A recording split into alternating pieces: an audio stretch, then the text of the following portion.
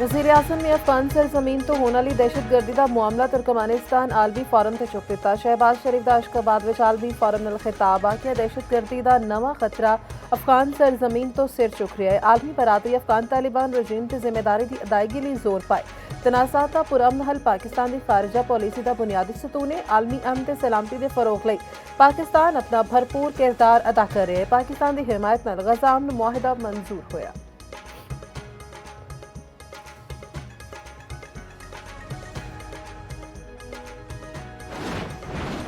वज़ीर-ए-आज़म का दौरा तुर्कमेनिस्तान शहबाज शरीफ आलमी रहनुमावां दी तवज्जो का मरकज बने रहे। वज़ीर-ए-आज़म नाल रूस, तुर्किया, किर्गिस्तान, ताजिकिस्तान दे सदूर नाल गैर रस्मी मुलाकातां, बाहमी दिलचस्पी ते अमूर अहम इलाकाई ते बैन अवी अमूर ते गलबात। वज़ीर-ए-आज़म ने तुर्क सदर दा तारीखी ते गहरे बरादराना ताल्लुकात की अहमियत दा इयादा। वज़ीर-ए-आज़म मुफाहमती यादाश्तां ते मुआहदियां ते बर वक्त अमल दरामद यकीनी बनाउण दी अहमियत ते जोर। शहबाज शरीफ दा आलमी रहनुमावां दे हमला यादगार गैर जानिबदारी दा दौरा यादगार ते फुल रखे।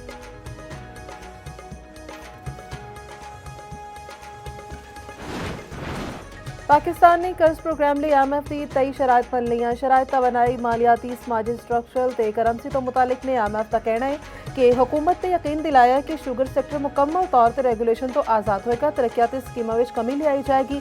करंसी की कदर लचकदार रखा जाएगा। गंदम की खरीदारी लिए विफाकी या सूबाई इमदाद की कीमत मुकर्रर करन तो रोक दिता गया है।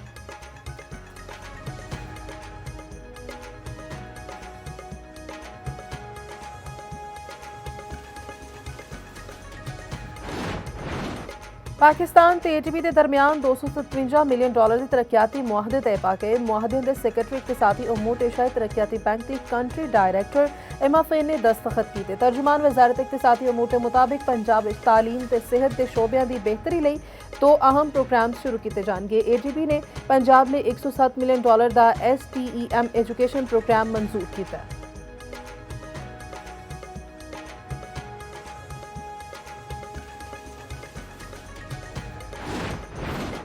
वज़ीर दाखिला मोहसिन नकवी की इराकी हममनसब नाल मुलाकात। पाक इराक ताल्लुकात ज़ायरीन की सहूलत इकदामात तबादला ख्याल। वज़ारत दाखिला के दरमियान ताउन पायदार ते मौसर बुनियाद ते फरोग देने ते इत्तेफाक। मोहसिन नकवी ने आखिया पाकिस्तानी ज़ायरीन की सलामती ते सहूलत हुकूमत पाकिस्तान की अवलीन तरजीह है। इराक जाने वाले ज़ायरीन मुकर्ररा मुद्दत तो वद क़याम की हरगिज़ इजाज़त नहीं होएगी।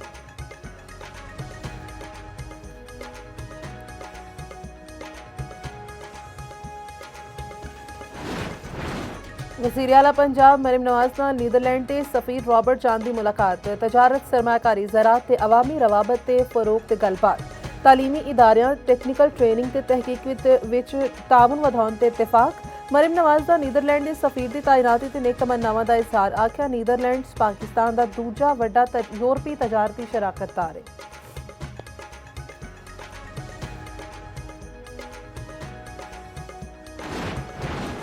पंजाब की पहली मॉडल फिश मार्केट से काम हो रहा है। माही परवरी के शोबे में बेपनाह सलाहियत मौजूद है। सीनियर वज़ीर पंजाब मरी मॉर्निंग का सैमीनार नाल खिताब। पंजाब में एक अरसे तो बेहतरीन काम हो रहा है। मुकामी फार्मर्स नूं हर मुमकिन सहूलियत फ्राहम कर रहे हैं।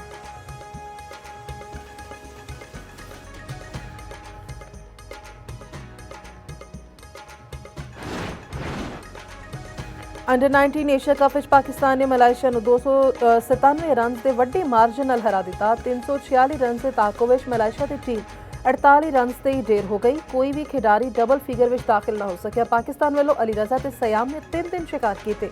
दानियल खान की 2 ते नकाब शफीक की 1 विकेट। समीर मिनहास ते अहमद हुसैन की शानदार सेंचुरियां। समीर मिनहास ने 171 रन की नाकाबिले शिकस्त इनिंग्स खेडी। अहमद हुसैन 132 रन बना के नॉट आउट। ते पाकिस्तान विमेंस अंडर 19 टीम की एक होर फतह। T20 मैच में बांग्लादेश को 6 विकेटां नाल हरा दिता। कौमी टीम ने 5 मैचों की सीरीज़ 3-2 तो अपने ना कर ली। चेयरमैन पीसीबी मोहसिन नकवी की कौमी विमेंस अंडर 19 टीम को मुबारकबाद।